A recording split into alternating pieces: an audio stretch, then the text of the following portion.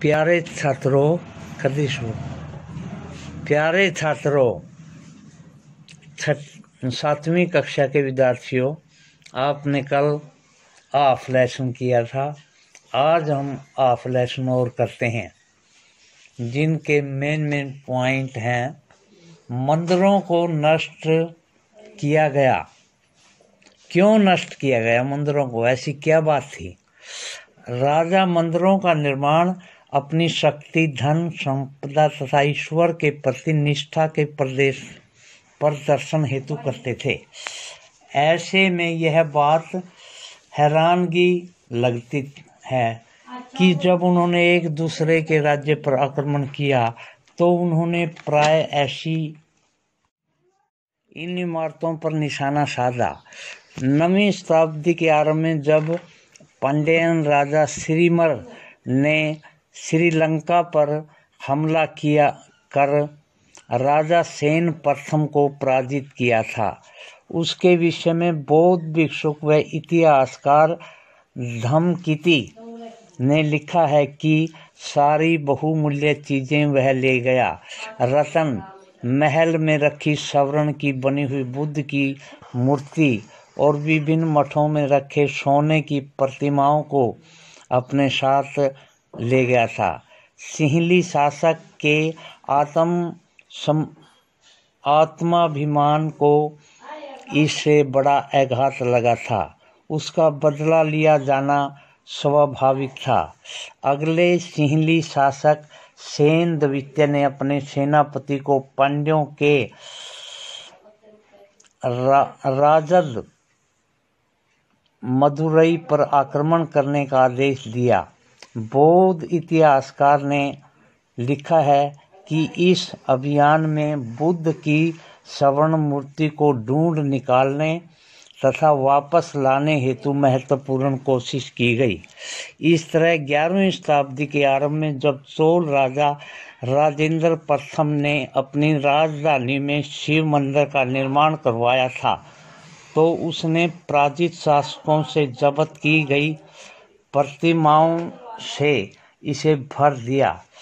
एक अधूरी सूची में निम्न चीजें सम्मिलित थी: चालुक्यों से प्राप्त एक सूर्य पीठिका, एक गणेश की मूर्ति तथा दुर्गा की कई मूर्तियां, पूर्वी चालुक्यों से प्राप्त एक नंदी मूर्ति, उड़ीसा के कलिंगों से प्राप्त भैरव तथा भैरवी की एक प्रतिमा तथा बंगाल के पालों से प्राप्त काली की मूर्ति ली। गजनी का सुल्तान महमूद राजेंद्र प्रथम का समकालीन था।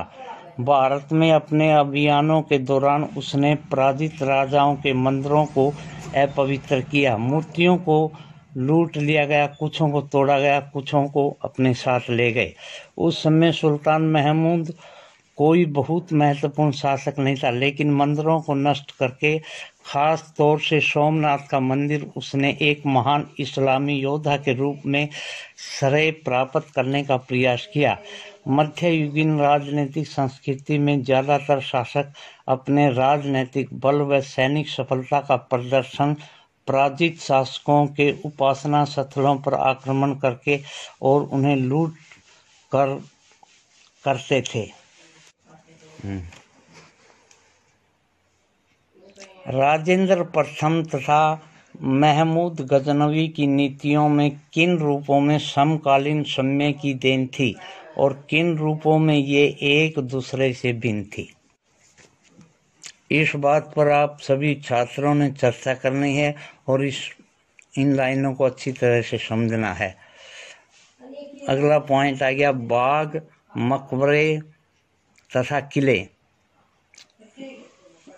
उस टाइम के शासकों ने कई बाग भी लगवाए, मकबरे भी बनवाए, किले भी बनवाए। मुगलों के अधीन वास्तुकला और अधिक जटिल हो गई। बाबर, हुमायूं, अकबर, जहांगीर और विशेष रूप से शाहजहां साहित्य कला और देखो बच्चों, चित्र 9 में मुगल चार बाग का चित्र दिया गया है। इसे ध्यान से देखो किस प्रकार बनाया गया है। हुमायूं के मकबरे का चारबाग दिल्ली में ऐसा था, चित्र में देखो। कश्मीर में शालीमार बाग का सीढ़ीदार चारबाग, ये भी चित्र में देखो। लाल महल बारी में चारबाग को तटीय बाग के रूप में अपनाया गया, ये भी चित्र देखो। और वास्तुकला में व्यक्तिगत रुचि लेते थे। अपनी आत्मकथा में बाबर ने औपचारिक बागों की योजनाओं और उनके बनाने में रुचि का वर्णन किया है। अक्सर ये बाग दीवार से घिरे होते थे तथा कृत्रिम नहरों द्वारा 4 भागों में विभाजित आयताकार अहाते में स्थित थे। औपचारिक बागों की योजना और उनके बनाने तथा खाका तैयार करने में बाबर ने अपनी रुचि का वर्णन किया है। 4 समान हिस्सों में बटे होने के कारण इनको 4 बाग कहते थे। 4 बाग बनाने की परंपरा अकबर के समय से शुरू हुई। कुछ सर्वाधिक सुंदर 4 बागों को कश्मीर, आगरा और दिल्ली में जहांगीर और शाहजहां ने बनवाया था। अकबर के शासन में कई तरह के महत्वपूर्ण वास्तुकलात्मक नवाचार हुए। इनकी प्रेरणा अकबर की वास्तुशिल्पियों ने उनके मध्य एशियाई पूर्वज तैमूर के मकबरे से ली। हुमायूं के मकबरे में सबसे पहली बार देखने वाला केंद्रीय गुंबद मुगल वास्तुकला का महत्वपूर्ण रूप बन गया। यह मकबरा एक विशाल औपचारिक 4 बाग के मध्य में स्थित है। इसका निर्माण 8 स्वर्गों अथवा हस्त बहिष्त की परंपरा में हुआ था, जिसमें एक केंद्रीय कक्ष 8 कमरों से घिरा होता था।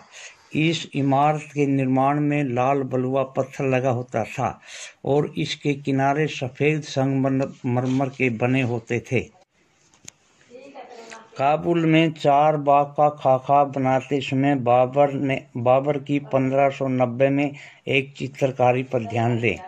कैसे रास्ते पर एक दूसरे को काटती नहरें 4 बाग योजना की विशेषता बताती हैं। चित्र 10 में ध्यान से देखो बच्चों। चित्र 11 में 1562 व 1571 के बीच निर्मित हुमायूं का मकबरा। क्या आप नहरों को देख सकते हैं? शाहजहां के शासनकाल के दौरान मुगल वास्तुकला के विभिन्न तत्व एक विशाल सद्भावनापूर्ण संश्लेषण से मिला दिए गए। शाहजहां के शासन में अनवरत निर्माण कार्य चलते रहे। विशेष रूप से आगरा और दिल्ली में सर्वाधिक व्यक्तिगत सभा हेतु समारोह कक्षों की योजना बनाई गई, जैसे दीवाने खास, दीवाने आम, जहां पर बादशाह बैठ करके लोगों की शिकायतें सुनते थे। शाहजहां के सभा भवन में विशेष रूप से मस्जिद से मिलते जुलते बनाए गए थे।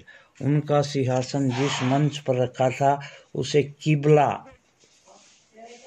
नमाज के दौरान मुसलमानों के सामने की दिशा कहा जाता था, क्योंकि जिस समय दरबार चलता था उस समय प्रत्येक व्यक्ति उसकी ओर मुंह करके बैठता था।